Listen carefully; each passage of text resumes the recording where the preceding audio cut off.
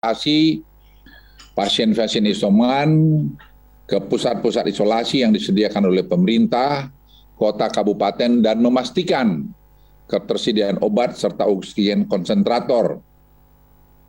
Sehingga kami harapkan dalam minggu depan akan terjadi perbaikan yang signifikan, terutama untuk wilayah Bali dan Malang Raya. Bali sampai hari ini saya kira menunjukkan hasil yang baik sekali karena mereka sudah bisa memindahkan hampir 1.400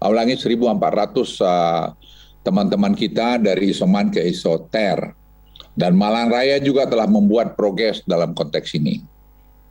Terkait indikator kematian, saya perlu tegaskan bahwa terkait indikator kematian, saya perlu tegaskan bahwa kita tidak mengeluarkan indikator kematian secara permanen dalam evaluasi level PPKM di Jawa dan Bali. Sama sekali tidak. Kami sedang mengharmonisasi data ini atau cleansing data ini, sehingga kita harapkan dalam minggu depan itu akan bisa kita umumkan kembali. Indikator ini dikeluarkan sementara, indikator kematian, sejak minggu lalu untuk dilakukan perbaikan-perbaikan terutama dalam hal pelaporan, sehingga akurasi bisa lebih baik. Saya mau ambil contoh satu pada Bapak Ibu sekalian. Pada tanggal 10 Agustus 2021, ada satu kota yang angka kematiannya melonjak berlipat-lipat kali, di mana ternyata angka kematian tersebut 77% berasal dari periode Juli dan bulan-bulan sebelumnya. Kasus seperti ini banyak kita temukan di kabupaten lain. Namun dalam 1-2 minggu ke depan, perbaikan data dan pelaporan ini selesai sehingga indikator kematian akan masuk kembali dalam asesmen level PPKM. Pemerintah pusat juga mendorong kepada pemerintah daerah untuk segera membuat pusat-pusat isolasi ibu hamil. Karena ini sangat penting dan kami lihat kemarin di Batu sudah jalan. Proses prioritas vaksinasi kepada ibu hamil dan penyediaan fasilitas rumah sakit rujukan bagi ibu hamil yang terkonfirmasi positif untuk menekan angka kematian pada ibu hamil. Perlu saya sampaikan juga bahwa mobilitas masyarakat di Jawa Bali sebagian besar sudah kembali pada kondisi normal, sama seperti sebelum kenaikan varian Delta terjadi. Hal ini mengindikasikan peningkatan mobilitas masyarakat yang cukup signifikan dibanding pada awal bulan Juli yang lalu. Di satu sisi menunjukkan ekonomi pulih dengan cepat, namun berisiko terhadap meningkatnya kasus pada 2-3 minggu ke depan. Jadi kita harus semua super hati-hati menghadapi ini dan harus mengikuti protokol kesehatan dan juga tadi menyangkut masalah vaksin. Untuk itu momentum yang sudah cukup baik ini harus terus dijaga. Berdasarkan evaluasi yang dilakukan atas arahan dan petunjuk Presiden Republik Indonesia, maka PPKM level 4, 3, dan 2 di Bali akan diperpanjang sampai tanggal 23 Agustus 2021. Dalam penerapan perpanjangan PPKM seminggu ke depan, terdapat tambahan kabupaten kota yang masuk ke level 3, sebanyak 8 kabupaten kota, sehingga total kabupaten dan kota yang masuk dalam level 3 dan 2 mencapai 61 kabupaten kota. Terkait keputusan ini akan dituangkan dalam instruksi Mendagri secara detail. Selanjutnya, saya perlu juga jelaskan bahwa percobaan pembukaan yang dilakukan di pusat perbelanjaan, seperti mal, menunjukkan implementasi yang cukup baik.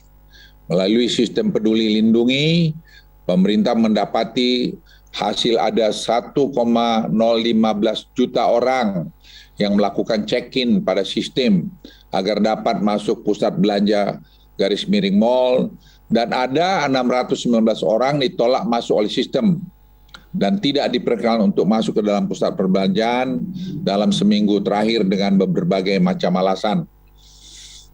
Hasil evaluasi menunjukkan penerapan protokol kesehatan di pusat perbelanjaan mal sudah dilakukan secara disiplin, dan ini juga sekaligus untuk mendisiplinkan kita semua. Untuk itu pemerintah akan memperluas cakupan kota di level 4 yang dapat melakukan uji coba ini. Selain itu pemerintah juga meningkatkan kapasitas kunjungan pusat perbelanjaan mal menjadi 50%, dan memberikan akses dine-in, makan di tempat sejumlah 25%, atau hanya 2 orang per meja pada pusat perbelanjaan dan mal selama seminggu ke depan di wilayah level 4 yang melakukan uji coba, dan di wilayah level 3.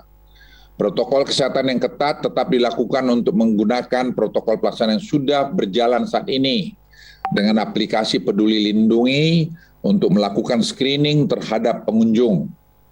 Hal ini tentunya akan membiasakan masyarakat untuk hidup disiplin secara terdigitalisasi yang membuat perubahan pada pola hidup masyarakat saat ini. Seperti sampaikan pidato Presiden tadi siang, dan kita sudah berkali-kali melihat, maka hidup kita ini akan terjadi perubahan gayanya karena Delta varian ini. Dan kita semua harus banyak terlibat dengan digitalisasi untuk mencoba mengontrol COVID-19 ini. Selain pusat perbelanjaan mal, pemerintah juga akan melakukan uji coba protokol kesehatan untuk perusahaan-perusahaan orientasi ekspor dan orientasi domestik yang dilakukan oleh Kementerian Perindustrian. Total karyawan yang akan mengikuti uji coba ini mencapai lebih dari 390.000 orang. Industri tersebut akan diizinkan operasi 100% dengan penerapan minimal 2 shift. Para perusahaan tersebut wajib menggunakan aplikasi Peduli Lindungi juga untuk melakukan screening terhadap karyawan dan non-karyawan yang masuk ke lokasi pabrik.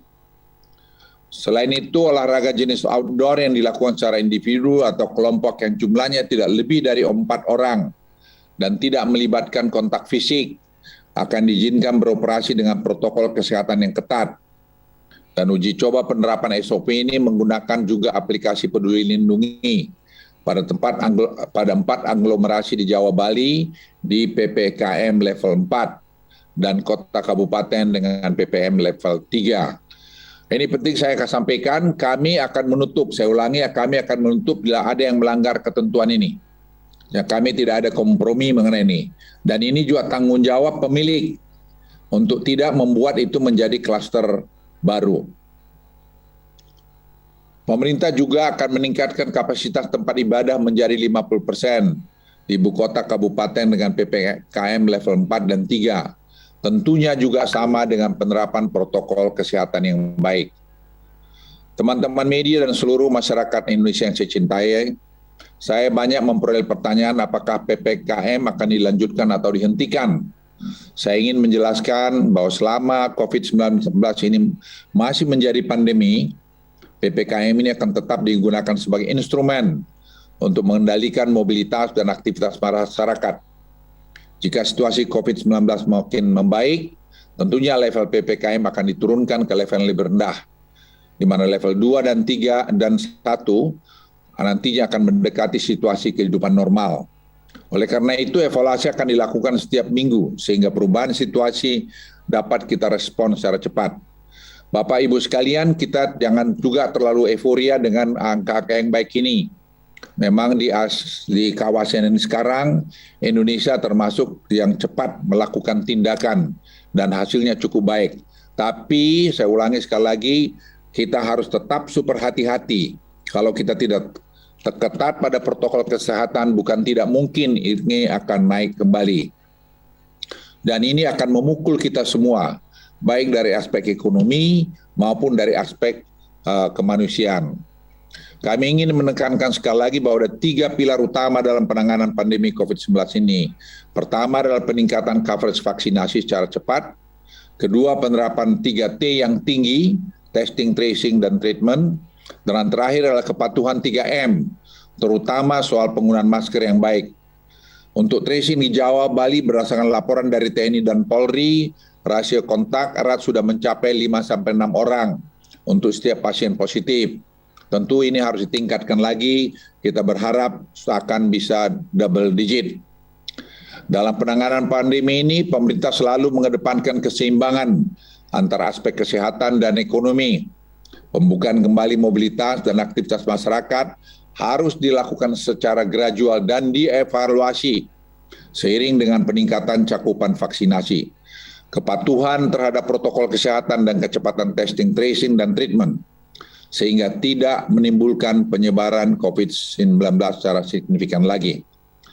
Apa yang kita capai dalam penanganan COVID ini merupakan hal yang baik dalam menyambut Hari Kemerdekaan Indonesia yang ke-76 esok hari.